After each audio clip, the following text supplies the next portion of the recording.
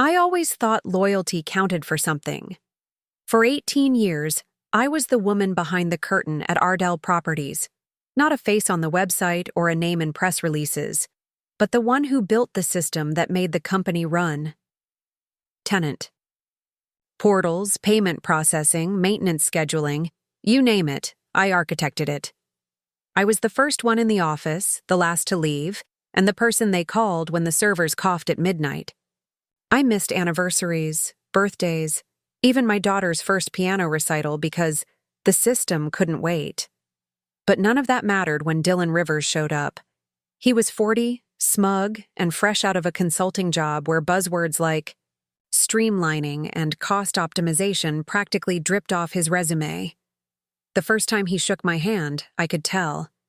I was a cost to be trimmed, not a human being to be valued. The meeting was short. Dylan didn't even look up from his MacBook when he said it. "Claire, we've reviewed our staffing needs and decided to move in a different direction. Nothing personal, just cost-saving measures. We can hire 3 junior engineers for your buy. Salary." He smiled like it was a compliment.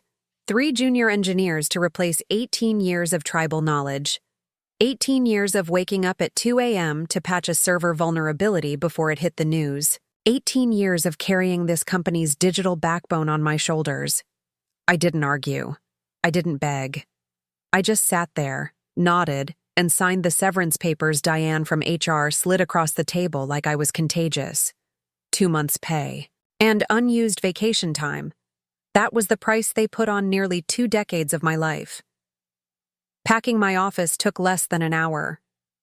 18 years condensed into one battered cardboard box, a photo of my daughter in a homemade frame, a ceramic coffee mug chipped at the rim, a tattered notebook full of sketches and ideas that never saw daylight. As I carried it out past the rows of open-plan desks, heads turned quickly away. Nobody wanted to catch my eye. Cowards. I drove home in silence, hands white-knuckled on the steering wheel. The only sound was the low hum of the tires on asphalt and the hollow thud of betrayal echoing in my chest. At home, I set the box down, by the door, and stared at it, feeling every one of those 18 years pressing down on me. Loyalty, it turned out, had an expiration date. It didn't even take a week for the cracks to show. The first email came 3 days after I turned in my badge. Apparently, the tenant portal, the very system I'd spent years refining, was down. Payment processing froze. Maintenance requests backed up so badly tenants started calling the corporate line, furious. The new kids Dylan hired were scrambling, duct taping patches they barely understood. I sat on my porch with a cup of coffee, watching Lake Erie shimmer under the afternoon sun. My phone buzzed on the table. Dylan. I let it go to voicemail. Then another call, this time from HR. Another voicemail. They were polite at first. "Claire, could you consult with the new team? Just a few hours of your time. $300 an hour." I didn't answer. By the end of the day, the rate jumped to $500 an hour, minimum 4-hour block. "Generous compensation," the voicemail said, voice tight with desperation. I deleted the message and went back to my book. It was almost funny. For years, they thought of me as a number on a budget sheet. Too expensive, replaceable. Now they couldn't run a day without me. And it wasn't because I'd hidden anything. I begged for a documentation team for years, asked for backup protocols to be properly logged, pushed for proper handover, processes, but no, all too expensive. And now? Now they were paying the price they thought they could save. The truth hit me harder than any of their offers ever could. My worth had never been my salary. It wasn't the title under my name or the corner office with the flickering light that maintenance never got around to fixing. It was the system I built from scratch, the code I'd written at midnight on weekends, the firewalls no intern even knew existed, the redundancies I'd designed to save the company from disaster before it ever struck. I didn't need a paycheck to validate that. Watching them unravel without me was proof enough. Dylan called again 2 days later. His voice, usually so confident, cracked on the voicemail. "Claire, please. We're willing to discuss more long-term consulting, whatever terms you want." I poured another cup of coffee. No. They didn't want me. Not really. They wanted the blood, sweat, and sleepless nights they never appreciated when they had them. They wanted the woman who had kept them afloat without ever asking for recognition. And now they wanted her back only because they were sinking. But I wasn't a life raft. Not anymore. It wasn't revenge. It wasn't even anger. Not really. It was clarity. Cold, undeniable clarity. For the first time in years, I saw it. My value wasn't in what they paid me. It was in what I built. And the fact that when I walked away, they had no idea how to hold it together. I didn't need them. They needed me. I wasn't planning to jump back into work right away. At first, I just wanted to breathe. Wake up. Without checking server alerts, sip my coffee without a laptop screen glaring back at me. I spent a few mornings sitting by the lake, letting the waves remind me that the world was bigger than Ardell Properties. But old habits die hard. One evening, while the sunset smeared the sky in shades of orange and violet, I opened my laptop, not to answer their desperate emails. No, those stayed unread, piling up like unopened bills, but to update my resume for the first time in nearly 2 decades. It felt strange listing my experience. How do you quantify the sheer magnitude of what you've built? Developed and maintained proprietary property management system didn't even scratch the surface, but I kept it simple, clean, honest. The next morning, my inbox pinged with something that wasn't a plea from Dylan. It was an email from Monroe Systems, a smaller but growing property management company I'd kept my eye on for years. Their director of technology, Emily Vargas, had heard about my departure, a nice euphemism, and wanted to know if I was open to discussing opportunities. Opportunity. Not charity. Not desperation. That was the difference. We met 2 days later at a quiet cafe by the lake. Emily was sharp, decisive, the kind of leader who listened more than she talked.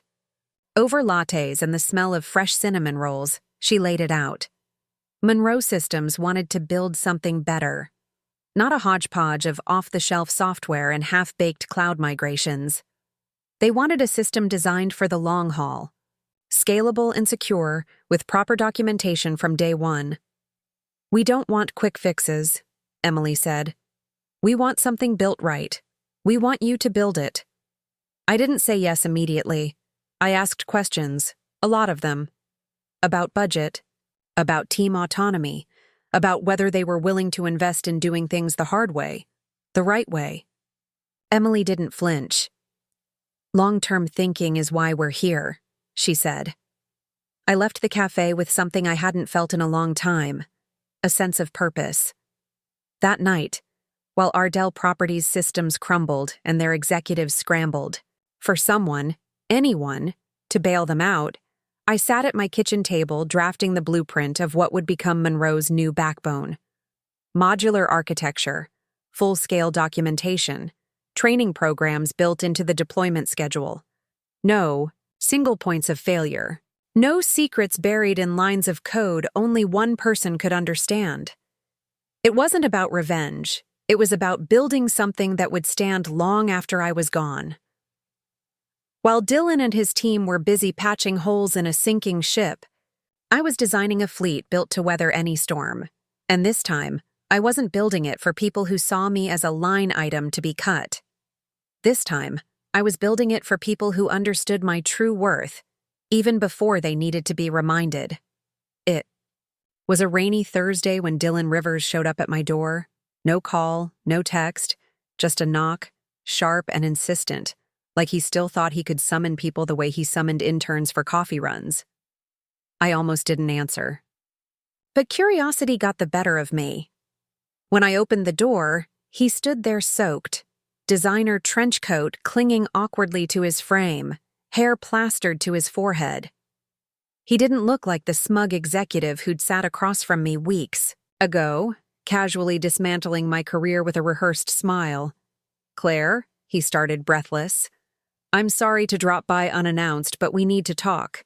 It's urgent." I leaned against the doorframe, arms crossed. "I figured it might be." He glanced around like he was afraid someone might overhear. "The system's collapsing. Tenant complaints are through the roof. Payments are delayed. Westlake Properties is threatening to terminate their contract. Our consultants can't make heads or tails of your architecture." He said it like a dirty word. Architecture. The very thing they had deemed too expensive to maintain. "We need you," Dylan said, voice cracking. "We'll pay whatever you want. Name your price." I should have felt triumphant. I should have enjoyed watching him squirm, seeing the consequences of his arrogance writ large. But standing there in the drizzle, I didn't feel victorious. Just finished. "It's not about the money, Dylan," I said quietly. "It never was." He swallowed hard. "Then what is it about? Pride?" I laughed, a short, dry sound. "No, it's about respect, about understanding the value of what you had before you threw it away. We're offering full reinstatement," he rushed on. "Your salary, your title, a signing bonus. The board is willing to make it official." I shook my head slowly. "You don't get it. You think throwing money at me now will undo what you did. But you didn't just fire me.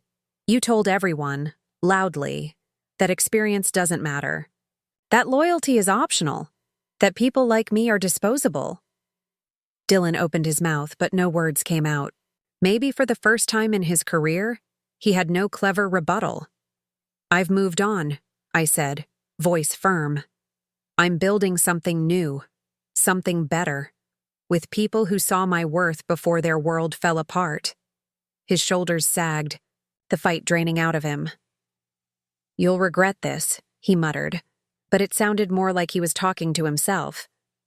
"Maybe," I said, "but at least I won't regret staying true to what matters."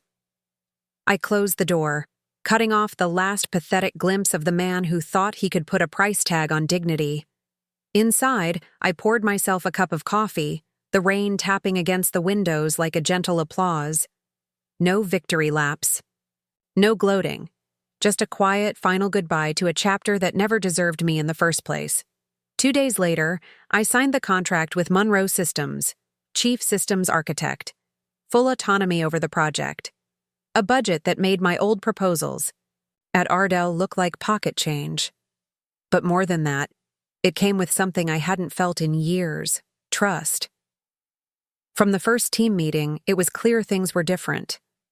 No rushed deadlines slapped together for quarterly reports. No buzzwords masquerading as strategy. Just real engineers who wanted to build something that wouldn't collapse under the weight of its own shortcuts. We started small, a modular design, broken into manageable phases. Every piece was documented meticulously. Every decision logged. No one would ever have to guess what lived in the guts of the system. By the end of the first month, we'd tripled the team size. Some of my old colleagues from Ardell, the ones who had quietly slipped away after I left, joined us. People who knew what it meant to build something that lasted. People who believed in doing the hard, invisible work that no PowerPoint presentation could ever truly capture. Meanwhile, the news from Ardell wasn't good. Westlake Properties pulled out. Other clients followed. Rumors swirled about a potential sale, but buyers were wary. No one wanted a sinking ship without a captain or a working engine. I stayed focused. Late nights were back, but this time they felt different. Purposeful. I wasn't patching leaks in a system built on sand. I was building a fortress, brick by brick, surrounded by people who had learned, the hard way, that real value isn't flashy. It's solid. It's quiet. It's the thing you only notice when it's gone. For the first time in a long time, I wasn't working for survival. I was building something meant to endure, not because someone demanded it. Not because a board needed to see rising numbers on a quarterly chart, but because that's what real builders do. We build things that last. 3 months in, the call came. Jeffrey Westlake himself, CEO of Westlake Properties, wanted a meeting. Not a conference call, not a polite email thread, a real sit-down. He walked into our office on a brisk Tuesday morning, all sharp suits and sharp questions. Westlake managed over 10,000 units across the state, and they were in freefall thanks to Ardell's imploding systems. They needed stability, they needed solutions, and they needed them fast. We're willing to move our entire portfolio. Over, Westlake said, leveling his gaze at me across the conference table. But we can't afford another collapse. I didn't flinch. Instead, I slid a thick binder across to him. Diagrams, documentation protocols, a phased migration plan that would bring his properties onto our system piece by piece, with full redundancy at every step. We do it right, I said. No shortcuts, no rush jobs, no single points of failure. Westlake flipped through the binder, nodding slowly. You built the old system at Ardell, didn't you? I did, I said. And now you're building this. Yes. He closed the binder with a decisive thud. Good. That's exactly what we need. Within a week, contracts were signed. Westlake's entire portfolio would migrate to Monroe Systems over the next 12 weeks. The deal was worth more than we'd projected for the entire year. And it wasn't just the money. It was validation. Proof that doing it right wasn't just an ideal. It was a competitive advantage. The ripple effects were immediate. Other companies, watching Westlake jump ship, started calling. Monroe Systems went from a scrappy up-and-comer to a real contender, almost overnight. And Ardell? Word spread fast. With Westlake gone and no solid infrastructure to back them up, Ardell's value cratered. Private equity firms circled like vultures, offering pennies on the dollar. Dylan Rivers quietly resigned, his LinkedIn updated with vague mentions of consulting opportunities. I barely noticed. I was too busy building. Late one evening, as the team celebrated the Westlake deal with cheap pizza and loud laughter, I stepped outside for a breath of air. The city lights reflected off the lake, the same lake I'd sat beside months ago with nothing but a cardboard box and an empty future. Now the future was full, built not on promises, but on foundations strong enough to carry it. 6 months later, I found myself standing in front of a room full of young engineers, a presentation clicker in hand, and a familiar feeling stirring in my chest. But this time, it wasn't fear. It was pride. Monroe Systems had gone all in on my proposal. A dedicated division for technical education and mentorship. A place where future system architects would learn not just how to write code, but how to build systems that lasted. Resilient, thoughtful, fully documented. No more mystery architecture. No more heroes burning out at 2 a.m. because no one else understood the machine. It wasn't about revenge. It wasn't even about redemption anymore. It was about legacy. Some of you might be wondering why we spend so much time on documentation, I said, looking around the room. Why we're so obsessed with training, with doing things the right way, even when shortcuts are faster. I clicked to the next slide. A simple phrase in bold letters. Systems fail when people forget how they were built. That's not just true for software, I continued. It's true for teams, for companies, for careers. Build the right way or watch it collapse under its own weight. There were nods around the room, thoughtful expressions. They got it. They really got it. After the session, as the crowd filtered out, Emily, my boss, my partner in this new chapter, clapped me on the shoulder. This is going to change things, she said. Not just for Monroe, for the whole industry. I smiled. A real smile this time. Not the brittle one I used to wear at Ardell. That's the idea. Later that afternoon, I took a walk along the lake. The sun was setting, the water a mirror of gold and crimson. I passed the spot where months ago I had sat with nothing but a cardboard box and an aching sense of loss. Now, now, I carried no bitterness, no resentment, only the quiet knowledge that I had built something, not just a system, not just a company, but a future. And I had done it the only way worth doing, the right way. I paused by the water's edge, closed my eyes, and took a deep breath. Some lessons have to be learned the hard way, but the best ones, you get to teach them.